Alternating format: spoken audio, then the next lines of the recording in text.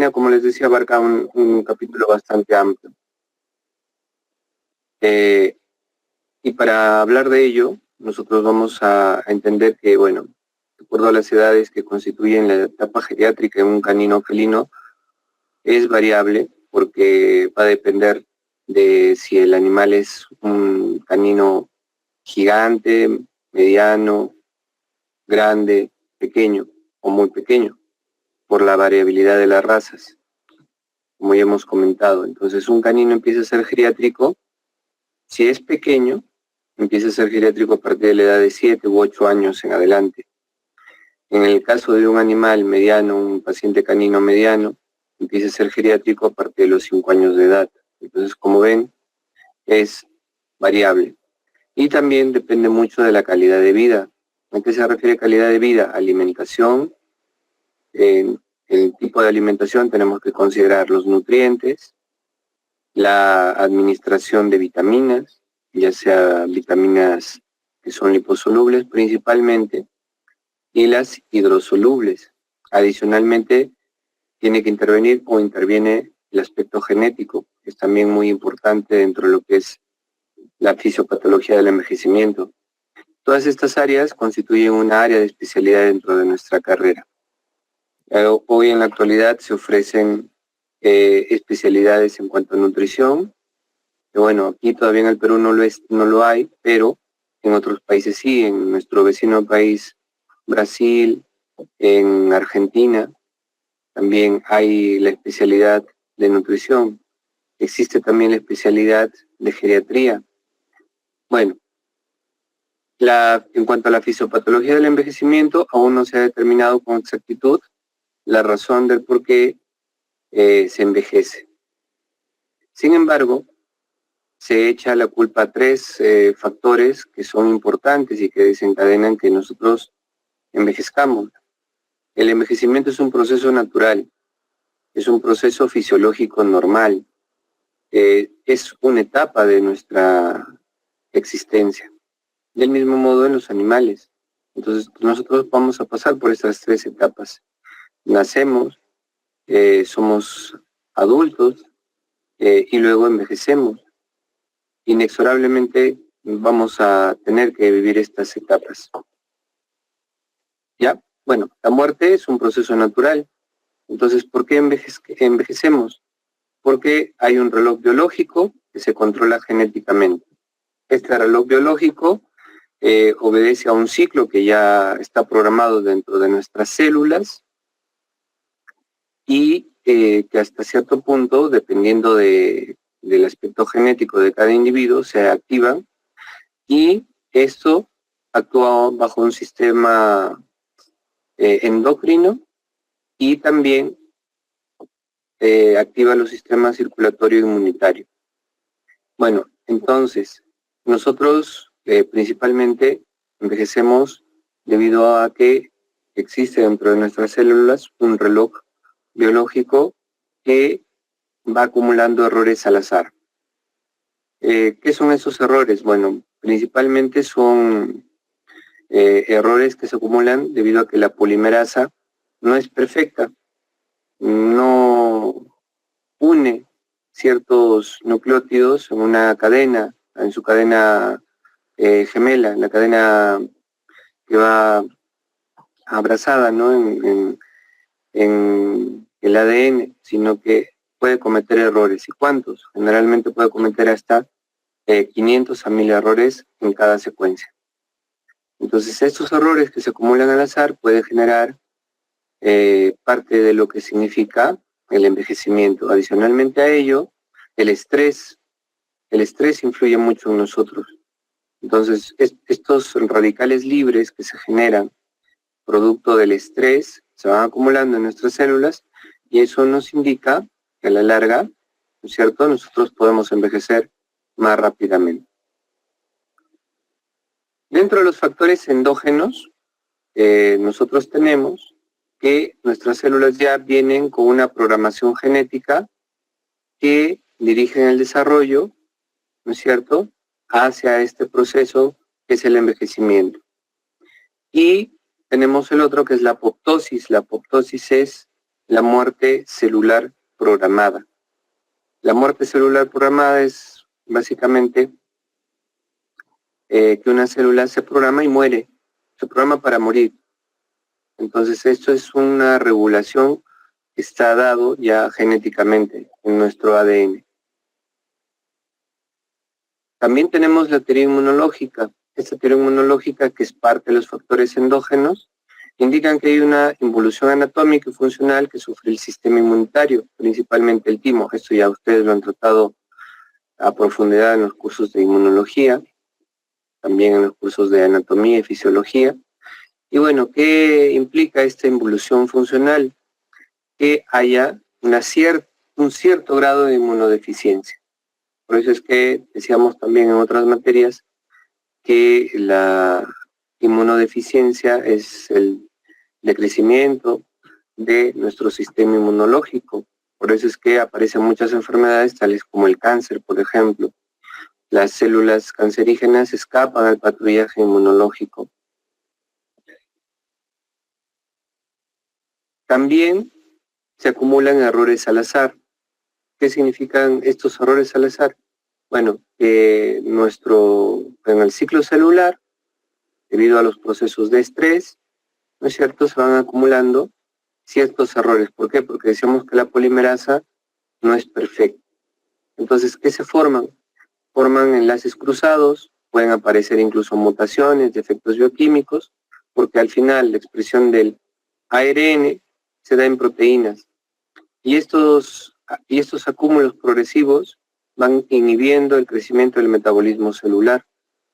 Entonces, básicamente también el efecto del estrés, que obviamente hay factores también, como les decía, nutricionales, climáticos, se van ejerciendo su efecto a nivel de nuestras células, a nivel de nuestro organismo.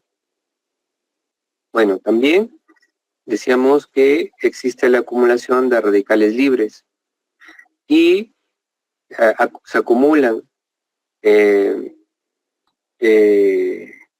unas sustancias que sobre todo son peróxidos a nivel de nuestras células. Entonces los peróxidos también ejercen su acción a nivel celular. Y como vemos acá, tenemos a la superóxido dismutasa. Bueno, estos son los factores endógenos. Entonces, dentro de los factores endógenos tenemos principalmente el factor genético, el factor inmunitario y la acumulación de radicales libres. También tenemos factores exógenos. ¿Cuáles son estos? La alimentación y el clima, las características del entorno, los cuidados, el estrés frente a lo que nos enfrentemos al día con día, ¿no? Y esto básicamente lo que hace es generar nuestro organismo esos errores y generar envejecimiento. Incluso nuestro modo de vida. Hay, por ejemplo, personas que se dedican al trabajo diario, cargan cosas, es un trabajo extenuante. Entonces esas personas envejecen más rápidamente que una persona que no hace este tipo de trabajo, que tiene una vida un poco más tranquila. Entonces, si comparamos esto, vamos a darnos cuenta que estas personas, o incluso estas especies que se dedican al trabajo, envejecen más rápidamente que un individuo que no lo hace. Si comparamos, por ejemplo, en razas de perros, el pastor alemán, que es un perro de trabajo, versus un pequinés. El pequinés, como no ejerce una mayor labor de trabajo, pues y por el tamaño también, envejece más tardíamente, a diferencia de un pastor alemán. Bueno, y esto es parte de un texto que aquí, por ejemplo, se afirma que hay una teoría, la teoría de Pearl, que indica esta teoría, que conforme nosotros envejezcamos, requerimos menos cantidad de carbohidratos. Esto debido a a un número de horas o actividad física que nosotros desempeñamos. A eso se refiere la teoría de Pearl. Entonces, y es justamente lo que les explicaba también hace un momento, ¿no? Que un sobreesfuerzo fisiológico se llega con facilidad al agotamiento patológico que conduce por lo general a un envejecimiento prematuro. Entonces el sobreesfuerzo, el sobreestrés Eso básicamente genera el envejecimiento. Y bueno, aquí lo he resumido, ¿no? ¿Qué sucede? Incluye una disminución de las funciones celulares. Entonces, todos los sistemas metabólicos y de regulación orgánica, nervioso, endocrino, inmunitario, van declinando su función con el paso del tiempo, lo que provoca una menor capacidad para mantener el equilibrio interno del organismo. Adicionalmente a ello, con la edad, nosotros requerimos menos cantidad de carbohidratos, por eso es que el balance cuando nosotros envejecemos es que debemos consumir una mayor cantidad de proteína y disminuir el consumo de carbohidratos porque nuestra actividad va disminuyendo.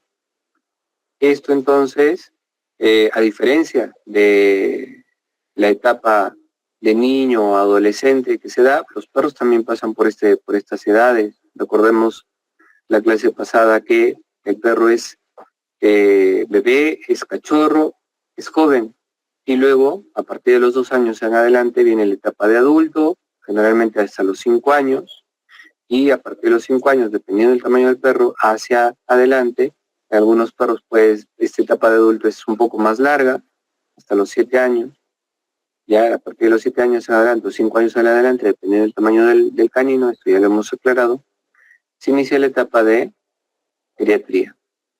Entonces, los requerimientos nutricionales en una etapa de adolescente o de bebé es diferente a los requerimientos que tiene un individuo a partir de que es adulto o que es geriátrico. Por eso es que existen alimentos balanceados específicos para cada etapa. ¿Ya? Entonces, ¿qué ocurre con un alimento balanceado en una etapa geriátrica? Tiene menor cantidad de grasa y menor cantidad de carbohidrato, a diferencia de los alimentos balanceados en etapas como la de cachorro o la de joven. En esta etapa tiene una cantidad proporcional más o menos alta en carbohidratos y en grasa, 10-12% de grasa. De carbohidratos pueden llegar hasta el 25% y de proteína pueden tener hasta 25-28%, a diferencia de lo que ocurre con animal geriatra. Bueno, ¿qué ocurre y cuáles son los efectos metabólicos y fisiopatológicos del envejecimiento? En principio, descenso de la tasa metabólica. O sea, nuestro metabolismo, y en el caso de los animales, también disminuye entre un 30 al 40% de las necesidades calóricas, lo que les acaba de comentar. Debido a que nosotros, con edad, nos vamos haciendo más sedentarios. Y eso es algo que ocurre no tanto de manera natural, si hablamos en el caso de los humanos, sino que es parte del modus vivendi, que los trabajos son en casa, por ejemplo, parados o sentados frente a un monitor, incluso el conducir un vehículo, en el caso, por ejemplo, de la gente que se dedica al transporte, que está sentados horas en un vehículo, no hacen mayor ejercicio, pese a que hay agotamiento, porque también este tipo de agotamiento es por la concentración. En los animales, por ejemplo, un animal castrado, su tasa metabólica también disminuye porque le damos mayor cantidad de carbohidratos y no lo sacamos a pasear, no hace caminatas. Y básicamente los caninos, los animales, requieren trabajo. ¿Pero qué tipo de trabajo? Ejercicio, o sea, sacarlos a pasear, a correr. No es solamente criar un animal y tenerlo en casa porque me brinda tranquilidad, me da satisfacción porque ya me siento acompañado, no, sino hay que sacarlo a pasear. Todos los perros, en su gran mayoría, son animales que deben tener trabajo. No solamente tenerlo en casa, que cuide la casa o que esté con nosotros echado o sentado todo el día y darle comida, no es así, sino hay que sacarlo a pasear 1 hora, hora y media, en el mejor de los casos, ya media hora al día, es poco en realidad, al igual que en los humanos, se recomienda 30 minutos de ejercicio físico, en los animales también. ¿Para qué? Para que no acumulen grasa, para que no se vuelvan sedentarios, para que mantengan una condición corporal normal, condición corporal 3, que ya también lo hemos comentado. Entonces, dentro de la condición corporal ya hemos visto nosotros que condición corporal va de 1 hasta 5, siendo 5 muy obeso, 4 obeso, 3 normal, 2 un animal delgado y 1 un animal caquéctico. ¿Qué es lo ideal? Condición corporal 3. Si nosotros lo engrasamos demasiado, pues vamos a pasar de obeso a muy obeso, y estas condiciones, como ya ustedes saben, traen como consecuencia, al disminuir la tasa metabólica, traen como consecuencia enfermedades que pueden ser crónico y degenerativas. En animales ahora también se habla de enfermedades crónico-degenerativas, producto del sedentarismo y producto de la sobrealimentación. Entonces, ese capítulo o esa parte que es inadecuada, hay que conversar también bastante con el propietario en el tema nutricional y en el tema de la dinámica que ellos hacen con sus mascotas, porque esto trae como consecuencia y a la larga, pues, una condición que es inadecuada en el paciente. Ayer, por ejemplo, me llegaba un paciente que es diabético, tenía casi 500 sobre 600, me parece, de glucosa. Imagínense ustedes, lo normal es 120 hasta 120, y tener un paciente diabético es un proceso inadecuado. ¿Y qué tamaño tiene este paciente? No menos de 8 o 9 kilos aproximadamente. Entonces imagínense manejar esto en un paciente. ¿Qué ha ocurrido? Ha ocurrido pues una sobrealimentación, el paciente era obeso y al final lo que se le ha generado es un tema de diabetes por obesidad, ¿no? Porque la obesidad es un factor de riesgo para la diabetes. Bueno, ¿qué más ocurre cuando tenemos un paciente que es geriatra, ¿no? Inmunodeficiencia, a pesar del número normal de linfocitos? Esto debido a que no responden adecuadamente las células, ¿no? No responden adecuadamente ante la entrada de los antígenos. Esto también sucede de manera casi normal en el envejecimiento. Aparecen enfermedades que no deberían darse. Descenso de la fagocitosis y quimiotaxis con disminución de las defensas frente a las infecciones, justamente por el proceso de envejecimiento. La formación de anticuerpos y la presentación de enfermedades autoinmunes, eso también producto de la edad. Incremento del porcentaje graso corporal. Esto ya lo comentamos hace un momento. Entonces tenemos pacientes obesos o muy obesos. Bueno, y dentro de los muy obesos tenemos pues la obesidad mórbida, si pudiéramos llamarle. De repente en algún momento actualizan estas tablas que les he comentado, pero yo tengo aquí en algunos casos en la clínica pacientes que son obesos, o sea, ni siquiera vienen gordos, ¿sí? Pasando a la condición 5, sino ya es una condición en la cual ya no se identifican ni siquiera las puntas de los huesos, los apéndices de los huesos, sino es un animal redondo. Entonces, en humanos, por ejemplo, se habla de obesidad mórbida, no de muy obeso, pero muy obeso ya implica que hay más de 2 centímetros de grasa, pero tengo pacientes que son caninos y felinos que son muy obesos, todavía muy obesos, digamos así. O sea, es más que la condición 5, me lo parece, porque viene aparentemente con grasa de hasta más de 5 centímetros. Entonces, ese tipo de pacientes o esa escala todavía no se incluye, me imagino que en algún momento se lo va a incluir, o de repente nosotros podríamos hacer algunos estudios de esto para incluir o desarrollar esta escala de medición, porque ya en ese tipo de pacientes son hasta hipertensos. Bueno, entonces todo lo que provoca el sobrepeso. ¿Qué más ocurre? Hiperpigmentación.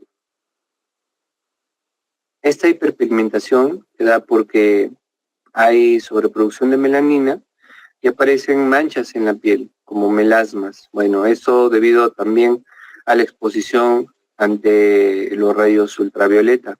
Entonces nosotros, y es una recomendación, deberíamos utilizar bloqueador solar. ¿Por qué? Porque en la edad, o conforme avanza en la edad, pueden aparecer este tipo de manchas debido a la exposición a los rayos ultravioleta. ¿Y quiénes son los más afectados por ello? Los individuos con piel blanca.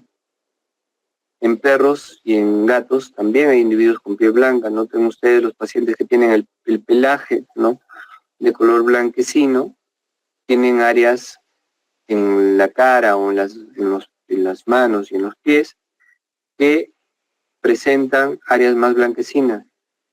Entonces, esto obviamente está relacionado con los melanocitos, que también eso ya me imagino que ustedes lo han tratado, ¿no?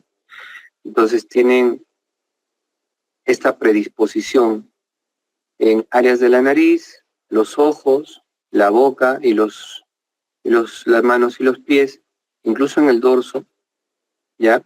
En la cual, como están expuestos al medio ambiente, generan allí una exposición, ¿no?, solar, una sobreexposición solar. Y bueno, en estas áreas se recomienda utilizar bloqueador. Ya incluso los animales, las mascotas, hoy, en la actualidad, debido a la gran cantidad de lo que es radiación ultravioleta, estamos por encima de 12, parte sumado a ello el calentamiento global, y esto, bueno, debido a la actividad del hombre, está generando este tipo de problemas en pacientes. Por eso es que también hay un área de especialidad que es la dermatología veterinaria. Bueno, yo conozco a muchos, casi la gran mayoría de los que egresan se dedican al área de dermatología. ¿Por qué? Porque casi el 40% de consultas que llegan, no más, es el 60% de consultas que llegan a la clínica veterinaria es por procesos dermatológicos. Entonces, ahí también tienen ustedes un campo de formación. Bueno, entonces tenemos hiperpigmentación, engrosamiento y pérdida de la elasticidad de la piel, y adicionalmente también tenemos lo que es la periodontitis, que es la periodontitis, bueno, es la inflamación del alvéolo dentario, es la periodontitis, el alvéolo dentario, inflamación de la gingiva, ¿no es cierto? Y nosotros aquí tenemos la acumulación de sarro, o sea, la periodontitis abarca todos estos procesos. ¿Y esto qué provoca? Retracción y atrofia gingival, con la pérdida del diente, ¿no? A ver, ¿cómo se estima la edad media de perros y gatos geriátricos? Bueno, esto es una tabla solamente comparativa, no es necesario que la aprendamos de memoria, pero nos ayuda un poco a estimar a qué edad empieza la etapa geriátrica. Obviamente va a depender del autor, pero por ejemplo aquí tenemos, miren, a qué edad comienza la etapa geriátrica en un perro de raza pequeña, de hasta 10 kilos. Generalmente aparece a la edad de entre 10 años, o 9 años aprox, hasta los 11 años. En el caso de los perros de raza mediana, a partir de los 10 años. Si sumamos más o menos un año y medio, o sea, tendríamos aquí prácticamente 9 años, ¿no? Un perro de raza grande aparece la etapa geriátrica a los 8 años, un perro de raza gigante a los 7 años, y en un gato, más o menos, a partir también de los 9 años, viene a ser geriátrico. Eso, como vuelvo a repetir, nos ayuda un poco a estimar la edad y es variable dependiendo del tipo de alimentación, el estrés, etc. Bueno, algunas consideraciones iniciales a tener en cuenta para cuando tengamos un perro geriátrico. Bueno, que las enfermedades más recurrentes en perros geriátricos es principalmente los tumores. Eso es en primer lugar. O sea, vamos a tener tumoraciones, esto de aquí, y en segundo lugar, insuficiencia renal. La insuficiencia renal es un grado, también se le denomina azotemia, en la cual hay una disminución de las unidades funcionales del riñón. ¿Cuáles son las unidades funcionales del riñón? el nefrón. Entonces, ¿cuándo aparece la azotemia? A partir de que se daña aproximadamente el 60% de los riñones. Ese dato también es importante.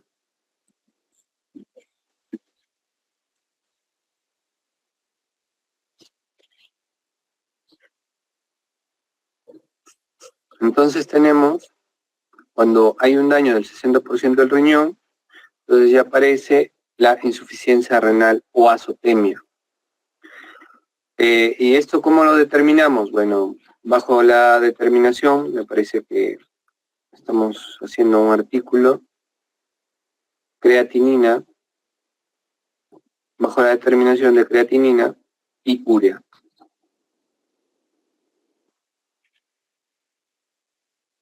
Esto de aquí. Ahora, en la actualidad, estos se consideran como marcadores de función renal, la urea y la creatinina, ¿ya? La creatinina en sí no se produce en el riñón. ¿Dónde se produce? En el músculo cardíaco y músculo esquelético principalmente. Y la urea es podríamos llamarle un subproducto del metabolismo de las proteínas. El nitrógeno al final se genera o produce el consumo de proteínas, produce urea, y eso es secretado en el riñón. Entonces, el aumento de estos dos componentes, ya que su excreción es a nivel renal, cuando hay azotemia, se incrementa en el suero sanguíneo. Por eso es que, como su excreción es netamente renal, y al acumularse en el suero nos indica indirectamente cómo está funcionando el riñón, porque hay acumulación en el interior. Bueno, entonces nosotros podremos determinar urea creatinina o también podríamos determinar, hay un test que se llama test SDMA, que es un marcador, incluso me parece que últimamente he visto un artículo en donde hay otro marcador para el tema de azotemia renal, ¿no? Grado de insuficiencia renal. Bueno, ese test SDMA, a diferencia de lo que es la determinación de la ureacreatinina, nos permite determinar tempranamente la azotemia, o sea, nos permite determinar la insuficiencia renal subclínica. Antes de que llegue al 60%, si es que hay un daño renal entre 5, 10, 15, ¿no? Antes del 60%, el test SDMA nos permite determinarlo, porque ya cuando tenemos un daño del 60%, ya la azotemia renal se vuelve clínica. Y últimamente, debido al modo de vida de los pacientes caninos y felinos, casi la mayoría tiene este problema, debido a que los sobrealimentamos, debido a que básicamente se le da un exceso de nutrientes. Tenemos pacientes obesos, entonces ya por allí tenemos este incremento de el daño renal, ¿no? Entonces tenemos dos marcadores, en conclusión, el SDMA, que nos permite determinar daño renal subclínico, porque decíamos que cuando ya hay un daño del 60% es que aparece en sí la insuficiencia renal. Esos datos tenganlos en cuenta. Bueno, la diferencia acá es el precio también. ¿Cuánto cuesta un SDMA? Me puede llegar a costar entre 150 soles, 150 soles. El otro día me habían enviado una orden para utilizar SDMA. Es caro, pero ¿qué te permite determinar? O sea, prevenir el daño renal. Esa es la ventaja del SDMA. Entonces, ¿de qué forma prevenimos? Con protectores de la función renal. Hay en la actualidad incluso alimento medicado de la marca Hills, Royal Canin, Proplan, incluso Cambo, que previenen la insuficiencia renal. Bueno, hasta cierto punto, ¿no? Si hacemos el test SDMA, ¿cómo prevenimos? Mediante la dieta, aspectos nutricionales y dietéticos, antioxidantes. Pero ya cuando tenemos un daño ya del 60%, bueno, es un poco difícil revertirlo. Eso ya probablemente, y ojalá lo veamos en el curso de medicina, si es que se da. Pero allí es un poco complicado, porque aquí ya tendríamos que utilizar medicamentos ya propios para no solo proteger la función renal, sino ya para un paciente con insuficiencia renal. La IRIS, que es la Asociación Internacional de lo que viene a ser la insuficiencia renal, ¿no es cierto?, establece grados de azotemia: leve, moderado, grave, severo. Bueno, cuando ya no hay punto de retorno, es cuando generalmente tenemos un valor de creatinina por sobre 5 y un valor de urea por sobre 120, 150. Y como les decía, muchos de los pacientes que llegan hoy al consultorio tienen este problema, ¿ya? Entonces, SDMA como marcador subclínico de insuficiencia renal y urea creatinina para establecer, bueno, ya aquí ya se tendría que establecer el grado de insuficiencia renal, porque ya hay daño renal. Entonces aquí ya nosotros utilizamos otro tipo de medicación. ¿Como cuál? Como el Azodil. Eso sí tiene que consumirlo, que es un suplemento en realidad, tiene que consumirlo todos los días. Adicionalmente a ello, acompañado de una dieta balanceada, sobre todo baja en sal, porque como ya hemos visto, el consumo elevado de sal, ¿qué hace? Eleva lo que es la presión arterial. Y la presión arterial es importante considerarla, o al menos yo la considero dentro de los casos que yo reviso. La hipertensión daña el riñón. Entonces hay que bajar la presión arterial. Y eso también se da con la edad. Los vasoreceptores a nivel de nuestro organismo ya no regulan la presión. Y nosotros, bueno, esto lo hemos estudiado, por ejemplo, en el caso de anatomía, cuando hemos visto el callado aórtico, ¿no? Tiene un bulbo en la base, y este bulbo en la base es un vasoreceptor, uno de tantos que existen en todo nuestro organismo. Los hay también a nivel de las arterias mesentéricas, ¿no? Lo hay también en las arterias que se ubican a nivel de justo cuando hay la bifurcación de la arteria aorta. Me refiero a la aorta cuando se bifurca y se divide en la femoral, ¿no es cierto? Ahí también hay vasoreceptores. Entonces todo nuestro cuerpo, en todo nuestro organismo, hay vasoreceptores que nos ayudan a regular la presión arterial. Ya, bueno, y la presión arterial es importante para que con esa fuerza llegue y se irrigue todo nuestro organismo, principalmente nuestro cerebro. Para eso son importantes. Bueno, y hay un centro vasoreceptor en el cuerpo también, ubicado en nuestro hipotálamo. Entonces esta parte también es importante, ¿no?, de conocerla. Muy bien, bueno, para quienes no hayan estado atentos, entonces utilizamos el test SDMA como marcador para determinar insuficiencia renal o grado de daño renal subclínico. O sea, el paciente todavía no presenta daño. Aparentemente está normal, corre, juega, salta, y el SDMA nos permite determinar en esa etapa para prevenir. En el caso de la determinación de urea creatinina ya no. La diferencia, les decía, es el costo, ¿no? SDMA es más caro, urea creatinina es mucho más cómodo determinar.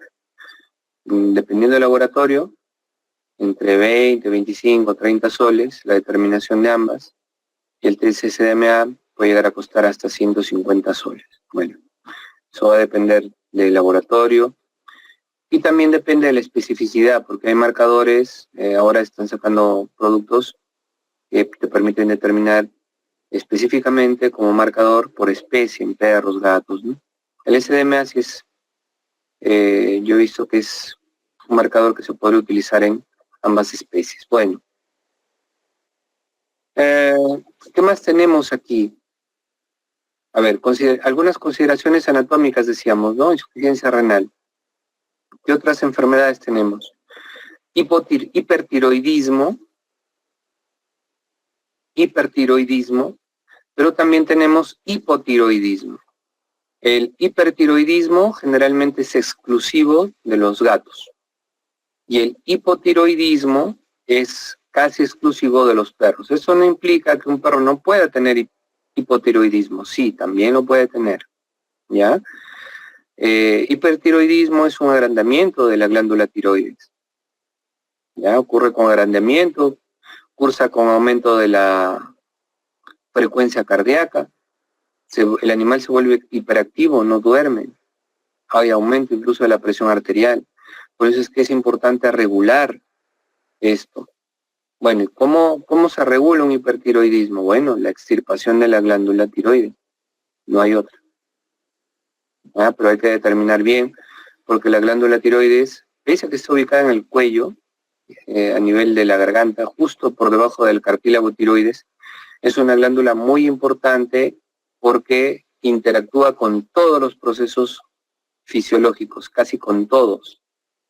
Entonces esa glándula es muy, muy importante. Bueno, ¿qué más ocurre? Diabetes mellitus. Entonces les hablaba de un paciente que tengo. Bueno, justo ayer le diagnosticamos diabetes mellitus, casi va a entrar en shock diabético. Está muy mal el pobre paciente. Y esto debido a la obesidad, al alto consumo de carbohidratos. El alto consumo de carbohidratos es un factor de riesgo para la diabetes, ¿ya? Y la obesidad, bueno, también cursa con enfermedades cardiovasculares, con enfermedades no solamente de corazón, sino diabetes, entre otras, ¿ya? Entonces hay que tener mucho cuidado con el tema de la obesidad. Enfermedad hepática también, insuficiencia hepática, es común ver en nuestros pacientes, ¿sí? Alto grado de insuficiencia hepática, pese a que es un órgano bastante grande, anexo al aparato digestivo, es un órgano bastante importante también, que digamos, funciona solamente con el 30%, o sea, puede funcionar hasta con el 30% de su capacidad, puede hacer funcionar tranquilamente, ¿ya? Pero en algunos casos, producto del modus vivendi de la gente, a los pacientes hoy, se puede llegar a tener enfermedad hepática tempranamente producto de la alimentación. Entonces siempre hay que regular el aspecto nutricional. Por eso les decía que es importante el área de especialidad en nutrición. Espero que con esto yo un poco los motive, porque ocurre en pacientes geriátricos, ¿no es cierto?, la enfermedad hepática. Bueno, también tenemos la enfermedad bronquial crónica, esto debido a volver a repetir, el tipo de vida que se tiene, y nosotros le estamos pasando factura a los pacientes. Bueno, y hay pacientes que tienen también predisposición a esto, a este tipo de enfermedades, ¿ya? Sobre todo son los animales puros por cruce o los PPC. Eso también es importante aclararlo. En animales puros por cruce, los de raza, se cimentan las enfermedades genéticas. Eso también hay que tener en cuenta. ¿Cuál es una de estas? Por ejemplo, el poodle. El poodle, caniche, es una especie en donde se cimentan muchas enfermedades, ya muchas, que, por ejemplo, cursan con enfermedades cardiovasculares. El poodle incluso hasta sufre de convulsiones idiopáticas. Los cocker también, ya, entre otros. Entonces, si tenemos un paciente que es poodle, generalmente, bueno, vamos a tener convulsiones, un paciente que va a requerir anticonvulsivantes casi durante toda su vida. Entonces hay que considerar también el poodle, ¿no? El boxer. Ya no he visto boxer hace tiempo que en Cajamarca, pero también es una raza tiene predisposición a cierto tipo de enfermedades, como las enfermedades cardíacas. El boxer tiene una enfermedad genética, que es las arritmias genéticas, tiene arritmias naturales de por sí. Bueno, entonces este paciente hasta cierta edad va a requerir antiarrítmicos para que pueda sobrevivir. Y ni qué llamarle, ni qué decir de las enfermedades dermatológicas. El boxer va a sufrir de problemas de piel prácticamente desde la etapa de la adultez hacia el final de su existencia. Entonces estas dos razas son predispuestas, por eso es que hablamos de perros puros por Prusia. Muy bien.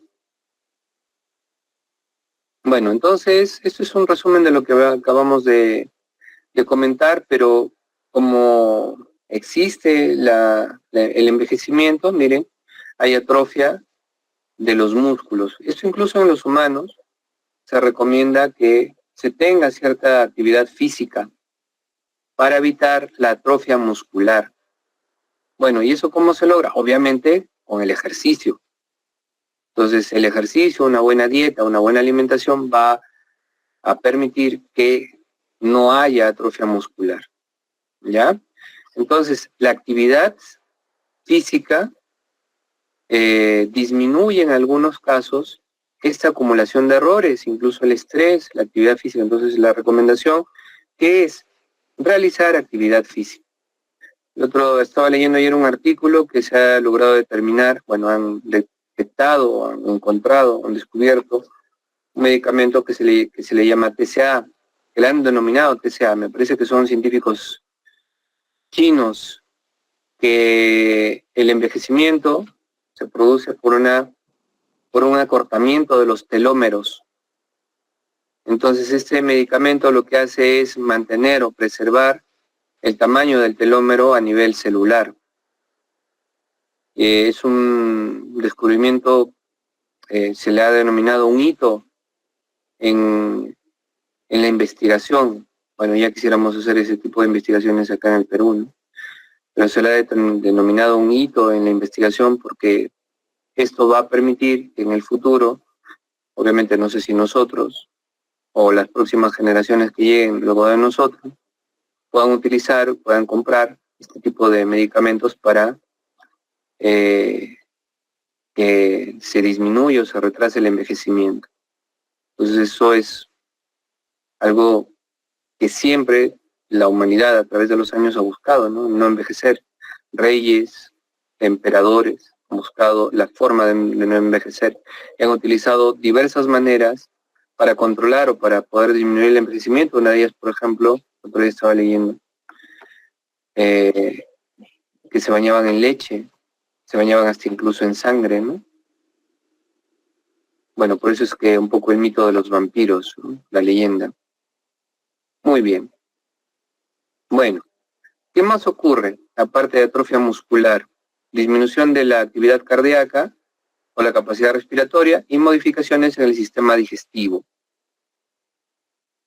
Bueno, y esto yo lo puse un poco para que ustedes lo lean, pero es en resumen todo lo que hemos comentado hace un momento, ¿ya? Simplemente porque, bueno, ustedes más estudian la diapositiva y disculpen que les haya llenado de texto aquí, pero básicamente esto es un resumen de lo que se da en un paciente. Bueno, ¿cómo debe ser la alimentación de un perro geriátrico? Un perro geriátrico, como ustedes pueden ver en esta tablita, miren, es una tablita comparativa con respecto a la alimentación y a la cantidad de carbohidratos. Miren, un perro de hasta 1 año requiere más o menos 633 kilojulios de energía digestible por kilo, mientras que un perro geriátrico requiere 464 kilojulios. ¿Qué quiere decir esto? Que mientras más viejito sea, menos cantidad de carbohidratos requiere. Eso es lo que nos indica esta tabla. Ya, entonces, conforme avancemos en edad, tenemos que disminuir el consumo de carbohidratos.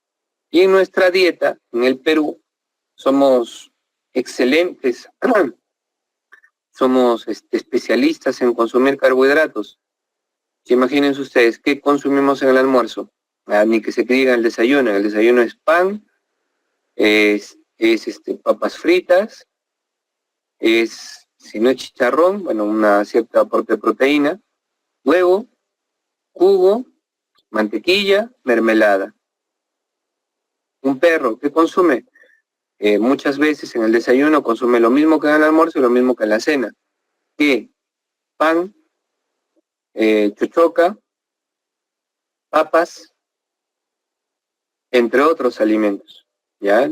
Entonces la gente también le está dando el mismo tipo de alimentación que consumimos nosotros a su engreído, ¿no? Entonces, ¿qué logramos a la larga? Un paciente obeso.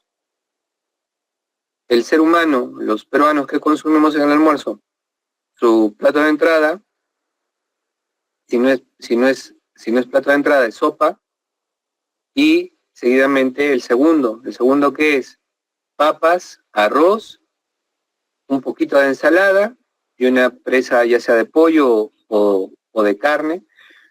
Entonces, imagínense ustedes la cantidad de carbohidratos que uno puede consumir al día. Y en la cena lo mismo. La cena en el Perú, los peruanos comemos en la cena lo mismo que en el almuerzo. Entonces se repite la entrada y se repite el segundo. O sea, repite la sopa y se repite el segundo. Entonces, consumimos demasiado carbohidrato. Bueno, entonces aquí tenemos, miren, ¿por qué o cuál es la razón del por qué tenemos que disminuir la cantidad de carbohidrato? Porque disminuye su actividad física y se produce también una disminución en la masa corporal magra y por ende la disminución de la tasa metabólica basal. Entonces, debido a la disminución de la tasa metabólica, es por ello que nosotros debemos consumir menos cantidad de carbohidratos. Bueno, los perros, por eso lo he subrayado, deben recibir, los perros geriátricos, es decir, deben recibir una ración con menor contenido energético que los animales jóvenes, de forma que se reduzca el riesgo de obesidad en estos animales. Entonces eso también hay que tener en cuenta. ¿Por qué? Porque yo tengo pacientes que me dicen, doctor, mi perro tiene 10 años, y yo le pregunto, ¿y qué come? Me dicen, come croquetas, y las croquetas, ¿para qué edad son? Croquetas de cachorro. Ah, muy bien. Entonces, ¿qué contiene la croqueta de cachorro? Mayor cantidad de carbohidratos. Seguidamente me dicen, no come solamente su croqueta, sino que ya se ha acostumbrado a comer la croqueta mezclada con su milanesa de pollo o su milanesa de pavo, por la época. Y adicionalmente lo mezclo con su caldo de chochoca para que lo pueda comer, si no, no lo come mi perro. Entonces, ¿qué estamos generando en estos pacientes? Obesidad y mayor riesgo de enfermedad a futuro. Entonces, ¿qué debería comer ese paciente? Solamente su croqueta o solamente su alimento casero, pero no en demasía, sino medido. Pero en Navidad, Año Nuevo, y bueno, como ya saben ustedes que los peruanos acostumbramos a comer harto, entonces los estamos mal acostumbrando. Bien, entonces la ingesta diaria de proteínas debe considerarse en animales geriátricos desde dos puntos de vista diferentes. Por un lado, estos perros pueden tener una necesidad diaria superior a la de los animales sanos. Por otro, la función renal se modifica en animales geriátricos. La proteína tiene que ser altamente digestible. ¿Ya? ¿Cuál es la proteína altamente digestible? Principalmente la de huevo, no la yema, no la de la clara. Por otro, cuando existe una lesión renal o una disminución en su capacidad funcional, una cantidad excesiva de proteínas en la dieta puede suponer un desafío mayor para esta función renal o producir efectos nocivos sobre el acúmulo de metabolitos que no se eliminen correctamente por vía renal. Por eso es que les recomiendo que la proteína sea altamente digestible. Ya no le vamos a dar una proteína de res, pues no sean malos. Ya es proteína, sí, pero esa proteína de res va a requerir un proceso de digestión mayor. No es altamente metabolizable. Modificando la cantidad de proteína en el alimento, mejorar la calidad y digestibilidad de las proteínas es una medida más efectiva y más segura que elevar el contenido proteico de la dieta. Entonces, hay que darle una proteína que sea altamente digestible. Eso es lo importante. Las proteínas con digestibilidad presecal muy elevada se dan para reducir la formación de metabolitos bacterianos en el intestino grueso. ¿Ya? Entonces hay que tener también en cuenta eso. No nos olvidemos, ¿no? ¿Qué más tenemos que darle? Ingesta de ciertos minerales como sodio y fósforo, pero bueno, en pacientes que tienen azotemia hay que tener mucho cuidado, sobre todo con los alimentos que contengan esto. ¿Por qué? Porque podemos generar mayor daño. Ya, por eso es que se habla aquí de que se tienen que reducir. ¿Por qué? Porque pueden generar a la larga una insuficiencia renal crónica, una insuficiencia cardíaca, etcétera. Entonces hay que cuidar la ingesta de sodio o fósforo. ¿Y a qué se refiere esto? Sal.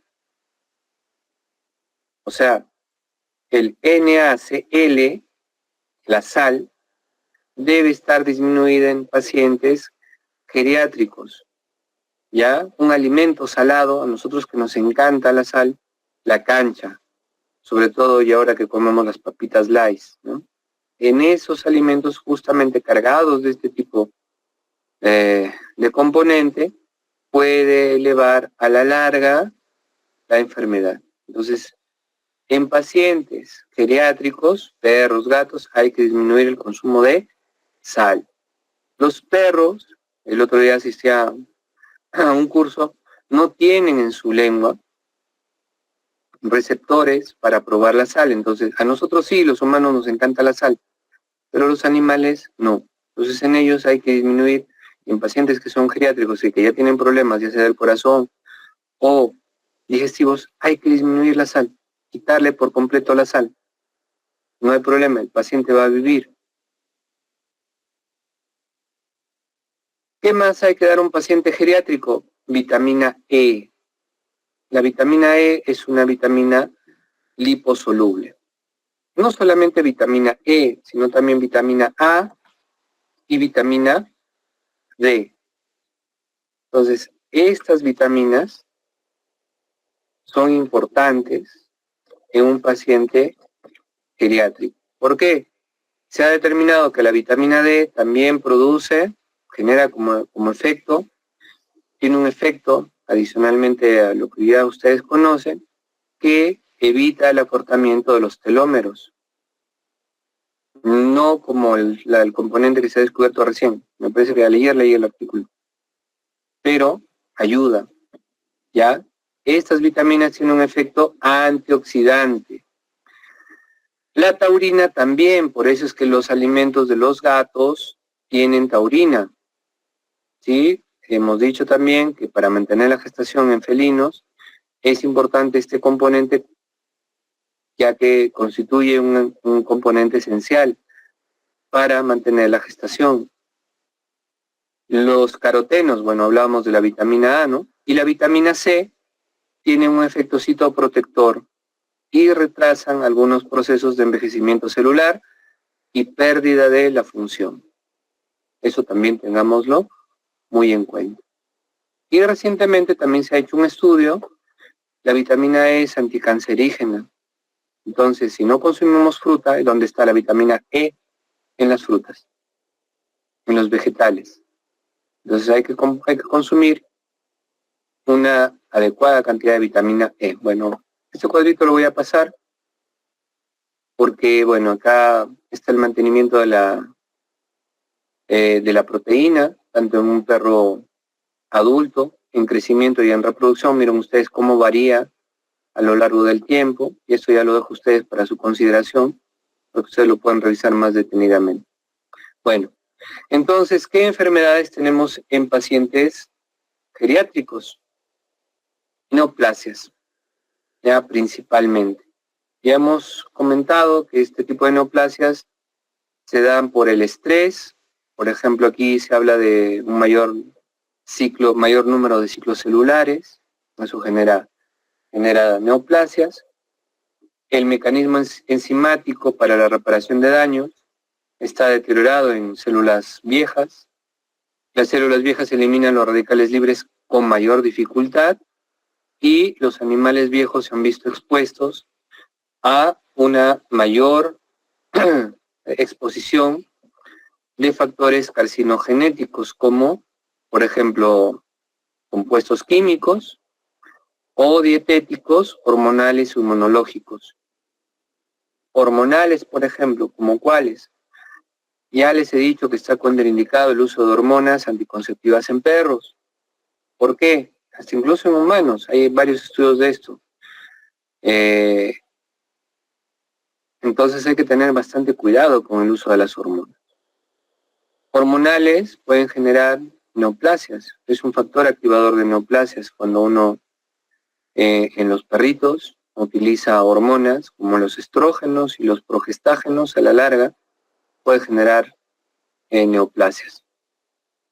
Bueno, otro factor que permite la formación de neoplasias es la inmunovigilancia antitumoral que se deteriora con la edad. Y hay cambios metabólicos y neurohormonales asociados con la edad que pueden favorecer la carcinogénesis. Bueno, entonces, ¿qué se debe hacer? Esto es un flujograma para que ustedes lo tengan en cuenta cuando encuentren un paciente que tenga una masa en el cuerpo. ¿Qué se hace? ¿Cómo se debe actuar? Bueno, generalmente, en la mayoría de pacientes lo que se tiene que hacer es una citología o biopsia, ¿ya? Y considerar también una cirugía que puede ser conservadora o una cirugía que tenga que usarse una quimioterapia. Y hemos visto, y eso ustedes lo van a ver, me imagino, en los cursos de cirugía, que alrededor de una masa siempre se extirpa el tejido más o menos alrededor de 2,5 a 3 centímetros alrededor de la masa. Entonces, principalmente hay que tener en cuenta el diagnóstico, es importante. Bueno, y aquí, tenemos a dos en Cajamarca, quiero decir. La doctora Fanny Casas, que se dedica a la parte de citología, y al doctor Walter Taculí, de manera privada, quiero decir, ¿no? Ellos son los que realizan, en Cajamarca nos apoyan el diagnóstico. Bueno, yo antes enviaba el diagnóstico a Patobet en Lima, sacaba la muestra y la enviaba allá. Se demora una semana en interpretación, pero bueno, lo importante es aquí tener un buen diagnóstico y envían con unas fotos muy, muy interesantes. ¿Cuáles son los principales signos clínicos relacionados con neoplasia? Masas anormales que persisten o que crecen. Entonces hay que tener mucho cuidado con esto. Úlceras que no cicatrizan.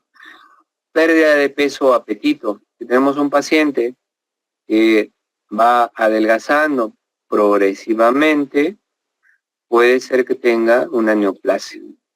Ya tengan en cuenta esto. Es lo que primero notan. En el paciente van notando esto. Ya no está comiendo como debe y va perdiendo el peso progresivamente. Hemorragias por cualquier orificio corporal. Pueden aparecer olores fuertes o desagradables. Hay dificultades para comer o tragar. Hay intolerancia al ejercicio o pérdida de resistencia. Hay cojeras persistentes. Hay dificultad para respirar, orinar o defecar. Cualquiera de estas nos pueden indicar la presencia de una neoplasia. Incluyan esto dentro de lo que ustedes van a buscar cuando hagan el examen clínico al paciente, ¿ya? Incluso dentro de la anamnesis. ¿Cómo se ve o qué se ve en un frotis? Esto, bueno, es un frotis, me parece sanguíneo, pero es un poco para estimar o para determinar el tipo. Bueno, aquí básicamente vamos a determinar si es que se trata de un cáncer o no. Lo que podemos apreciar aquí son células grandes, gigantes, grandotas.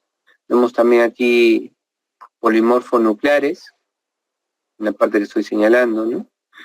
Pero lo que vemos también aquí eritrocitos, estas células chiquitas, aquí. Esos son eritrocitos. Los neutrófilos, ¿no? Están por aquí, basófilos. Y también apreciamos células grandes, grandotas, que contienen un núcleo basófilo, miren, un núcleo basófilo grande, gigante, que está en división. Eso se trata de un linfoma, es un cáncer. Entonces ustedes pueden ver aquí, bueno, leucemia, ¿no? Ustedes pueden ver aquí, en la leucemia también proliferan otro tipo de células, pero ustedes lo que nos interesa aquí es lo siguiente, ¿no? La célula grandota y la división celular que se está dando en estas células, y adicionalmente el color. Entonces son principalmente se tiñen con un color azul, ¿no? Basófilo. Bueno, por acá vemos eosinófilos, basófilos, neutrófilos por acá, células inflamatorias y glóbulos rojos, ¿no? Entonces esto es lo que nos indica que hay la presencia de un cáncer. Esto a nivel citológico, y eso, bueno, lo hacen las personas más preparadas o especializadas en esto. Hay diplomados incluso que se ofrecen hoy en citología, en patología. Bueno, son un poco caros, pero son muy buenos. Esos diplomados que se están dando, ¿no? Son incluso virtuales. La pandemia nos trajo algo bueno en cuanto a la formación. Si uno quiere de verdad estudiar, clases como la que estamos haciendo ahora nos permiten realizar o nos permiten llegar a cada uno de los hogares, pero también nos permiten especializarse. Hay cursos que se dan desde España, Colombia, México, que son virtuales y que permiten mantenernos actualizados.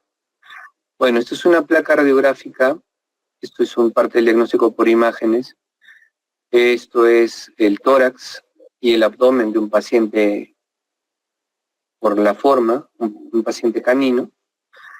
No nos ha indicado, no es cierto, la especie aquí, pero aparentemente es un paciente canino, en donde vemos la cavidad pectoral. Vamos a demarcarla.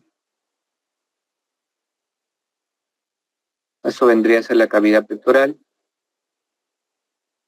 Y esta parte de aquí viene a ser la cavidad. Bueno, obviamente aquí no lo he hecho justo al ladito, porque ya se entiende que en medio de estas dos hay una estructura que es el diafragma que la separa. Pero bueno, acá tenemos esto de aquí que viene a ser cavidad abdominal, o si quieren ustedes la porción intratorácica abdominal y la cavidad pectoral.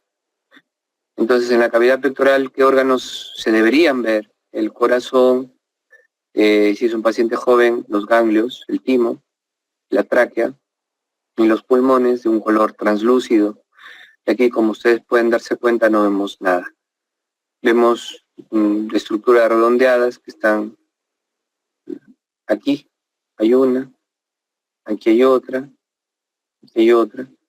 Bueno, eso es un patrón nodular. No me permite identificar nada. Son estructuras de forma más o menos redondeada, son más mayores a medio centímetro. A eso se le llama patrón nodular. Si fuera menor a 1 centímetro es patrón miliar, que nos indica que hay nodulaciones a nivel no solamente de cavidad torácica. Miren ustedes aquí, que hay un nódulo. Acá se nota otro. Eso es una masa ya, es una neoplasia con metástasis. Acá incluso, ven otro. Entonces esto es un paciente que tiene ya una metástasis generalizada, ¿no? Que se ha determinado, se ha diagnosticado por placa radiográfica. Entonces, ¿cuáles serán los signos clínicos en este paciente? No, obviamente, disnea inspiratoria, no puede respirar bien, puede tener taquipnea, puede tener taquicardia y otras patologías, ¿no? Bueno, el pronóstico desfavorable, ¿no? Entonces, para evitar esto, principalmente lo que tenemos que hacer es mejorar la dieta, evitar el consumo alto de carbohidratos, sal, grasa. Nosotros que nos encanta la grasa y al perro le damos la grasa. ¿Por qué nos encanta la grasa? Porque justamente la grasa acumula sobre todo el sabor de la dieta. Por eso es que nosotros nos ponen la carne con el guiso. En el guiso se concentra el sabor. ¿Por qué? Porque es grasa. ¿Ya? Igual en los animales, esta mixtura de sabores está allí, ¿no? Bueno, esto de aquí casi, bueno, yo no he visto que se aplique tanto dentro de la mnemotecnia utilizada para metástasis. Ya se lo dejo a ustedes para que luego lo puedan revisar, luego se los voy a compartir.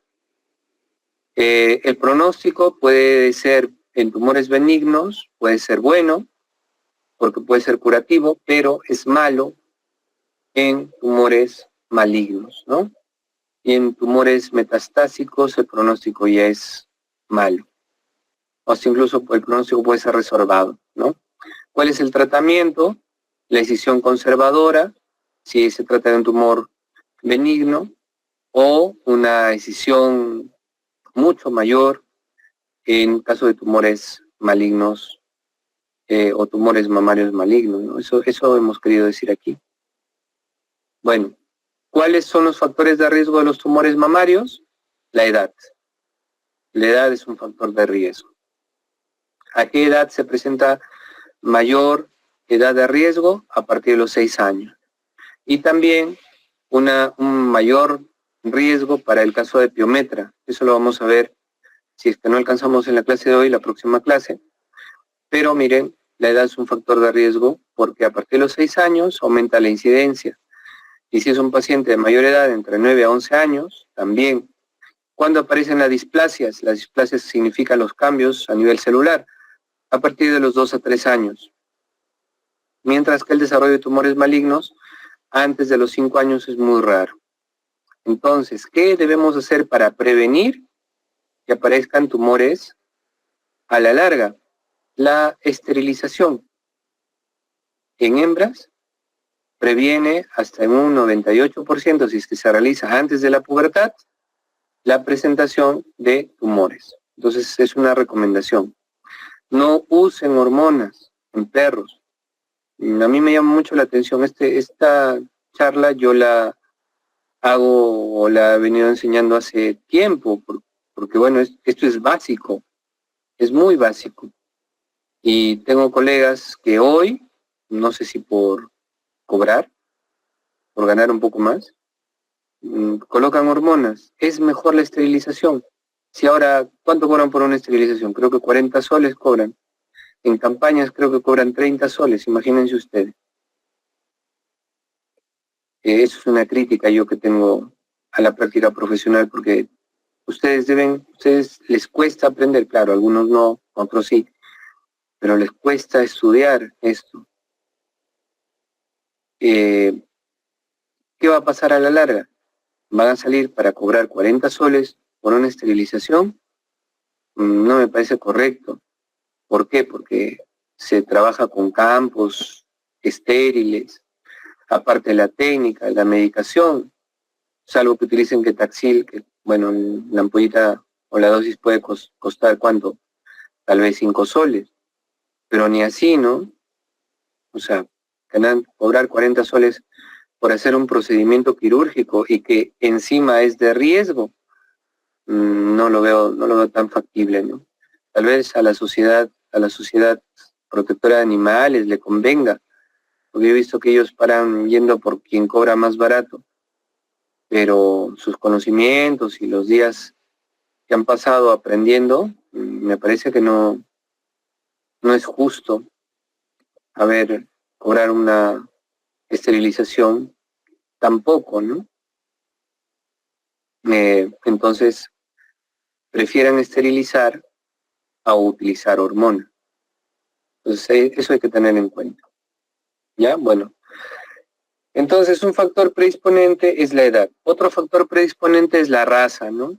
En razas, por ejemplo, que son de caza, se presenta una mayor incidencia, y una menor incidencia se da en el boxer y en el chihuahua. También se ha encontrado que hay una menor presentación en razas mestizas que las puras. ¿Y esto por qué? Porque justamente lo que comentábamos hace un momento, ¿no? En perros puros por cruce, generalmente hay mayor presentación por la cimentación genética de enfermedades. Bueno, el boxer no podrá sufrir de tumores mamarios. Eso no indica, yo no estoy indicando acá que que el boxer es mejor raza para cría, no. Ya les dije hace un momento que el boxer puede tener arritmias cardíacas. Igual el chihuahua puede tener problemas cardíacos, producto del sedentarismo. Se da, ¿no? Lo que quiero decir es que se ha determinado que los mestizos, los cruzaditos, los chusquitos, como se les llama, tienen una menor presentación de enfermedades neoplásicas, y eso por la dilución de los genes, ¿no? No hay homocigosis, sino hay heterocigosis en el caso de los mestizos. Bueno, antecedentes de los reproductores. Hemos dicho también que, que las enfermedades como el cáncer tienen un factor genético y pueden transmitirse de un padre a un hijo.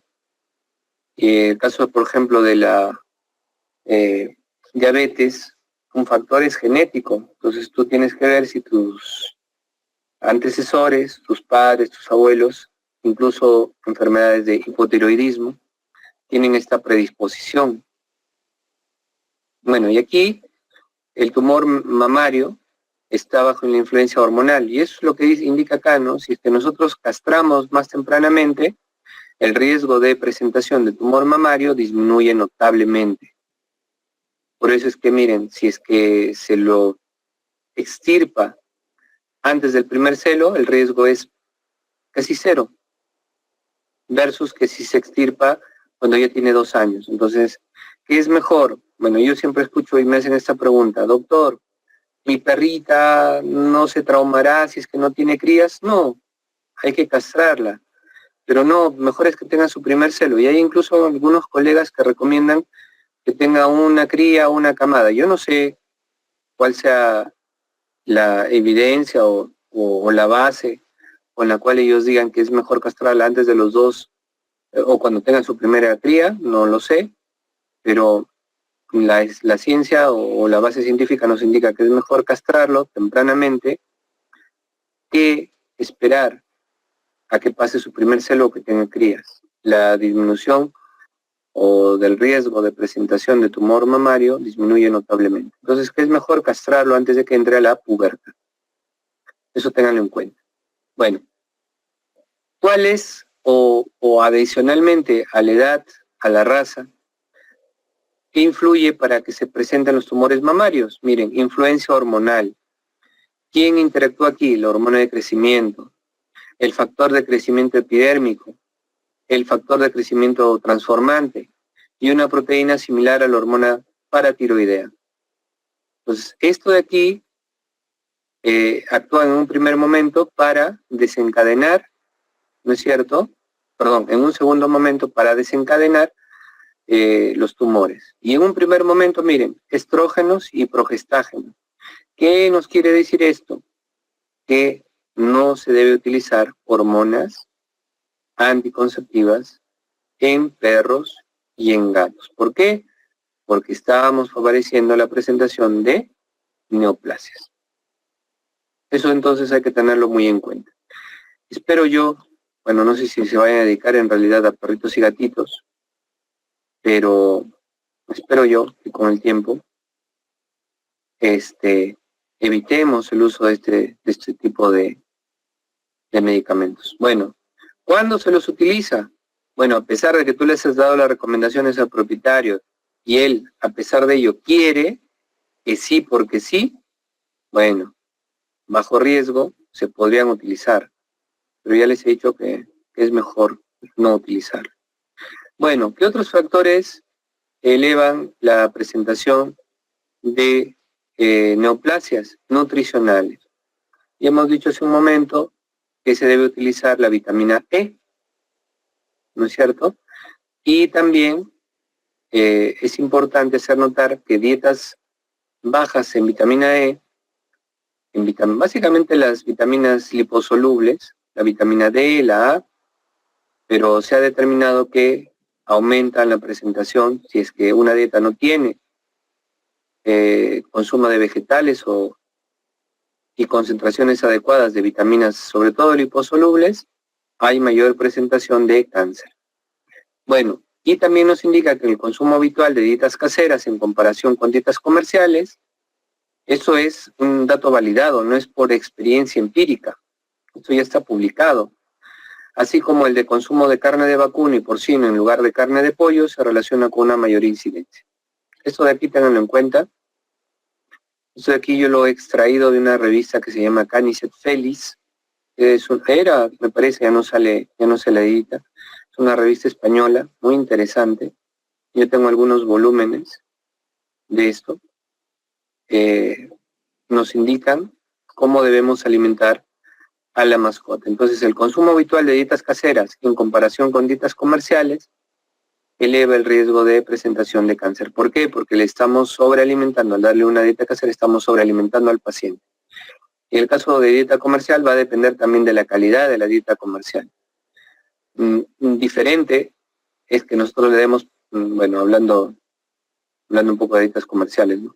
Si le damos una comida Bravo o mi mascota a un paciente comparado con un Proplan, por ejemplo, ¿qué es mejor? ¿Qué es mejor entre estos dos? Obviamente el Proplan, porque es una dieta que tiene mejor calidad, mejores aditivos, una mejor calidad en los suplementos que se utilizan, a diferencia de un Bravo que puede llegar a costar 8 soles, ¿no? ¿Cuánto cuesta un Proplan? 25, 30 soles el kilo. La diferencia es no solamente en el precio, sino en la calidad de aditivos que se utilizan. Entonces hay que tener también en cuenta esto. Un alimento que probablemente no sea tan de buena calidad, obviamente, que se le adiciona más sales y otros componentes que no necesariamente son buenos para la mascota. Entonces eso también hay que considerarlo aquí.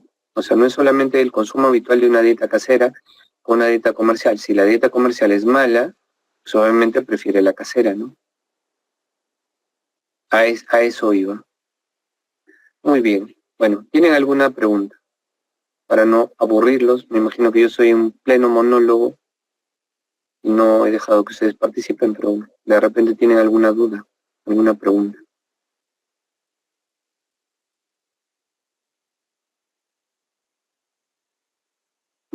Voy a dejar de presentar. A ver, ¿tiene alguna duda? Doctor, ¿me escucha? Claro, adelante. Estaba hablando sobre las dietas para pacientes geriátricos, ¿no? La dieta casera que necesita una mayor cantidad de proteína y menor carbohidrato, ¿cómo se podría formular y cómo se hace dependiendo a la raza o al tamaño o al requerimiento del animal? Bueno, al igual que en animales mayores, se lo hace dependiendo del requerimiento del animal. Hay tablas para elaborar este tipo de dietas, incluso en internet. Si ustedes tienen curiosidad, pueden entrar a internet y ponen el peso del animalito junto con la raza.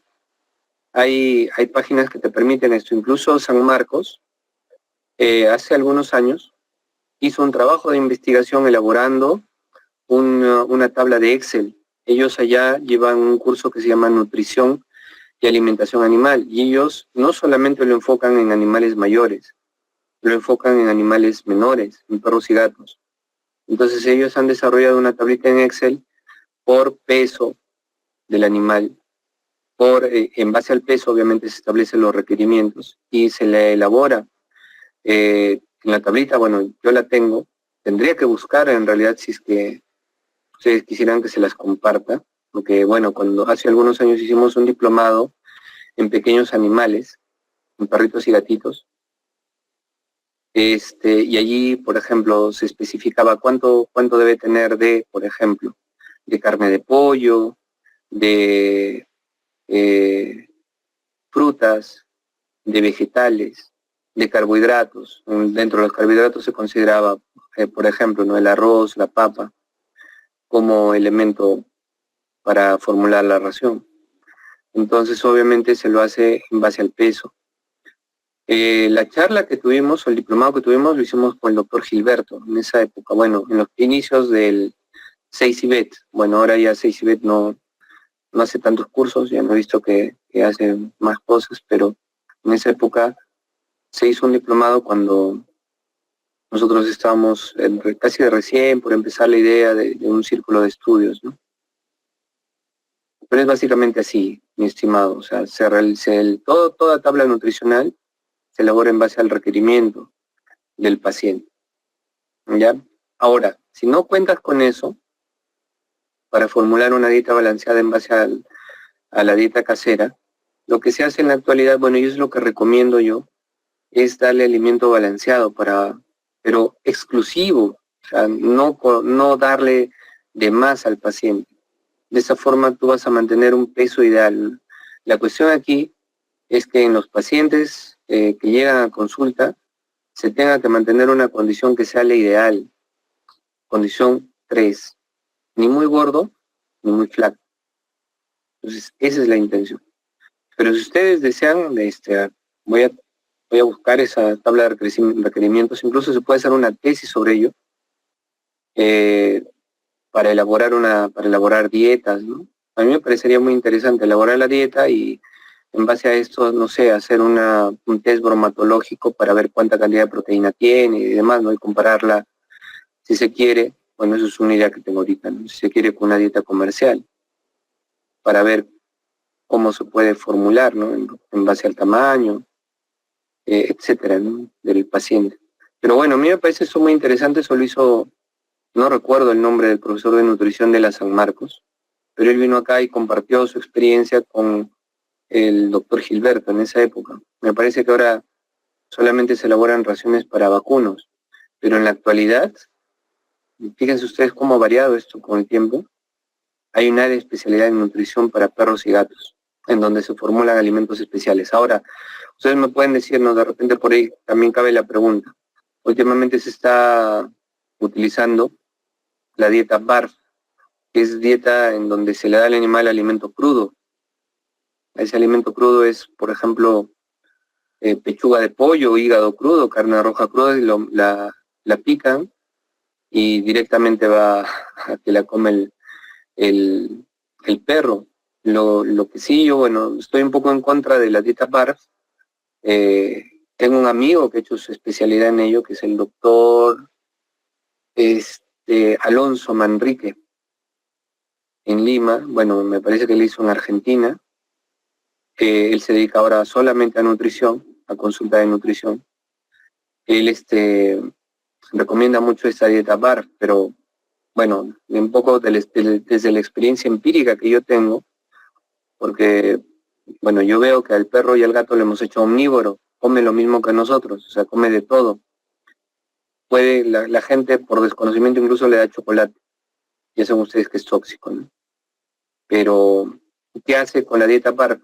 Que al hacer el cambio de un omnívoro a la dieta BARF, le produce, bueno, una serie de trastornos digestivos. Yo he tenido pacientes que llegan con trastornos digestivos porque han empezado con la dieta BARF, que le dan comida cruda. Y hay gente que le va muy bien, gente que me dice, no, yo a mi perro le doy dieta BARF en la mañana, en la tarde, en la noche. Mis perros los he acostumbrado así y les va muy bien. Claro, puede ser. Eso depende un poco del manejo, ¿no? Pero bueno, se está nuevamente. ¿Y cuál es la base que ellos utilizan para darle dieta BARF? No, bueno, que el perro deriva del lobo. Bueno, ya sabemos esto, pero que el lobo es carnívoro. Entonces, como el lobo es carnívoro, al perro también hay que darle carne cruda. Bueno, no lo sé. Ya hemos cambiado un poco esto, les decía, a omnívoro. Pero bueno, disculpen, me extendí un poco en esto, pero es lo que hay, ¿no? Hay dietas en la actualidad y hay especialidades de esto. Y bueno, ustedes va a depender de la inclinación que tengan hacia ello, ¿no? Al fin y al cabo de esto se va a vivir. O sea, de lo que ustedes están aprendiendo hoy, van a vivir. ¿Alguna otra pregunta más?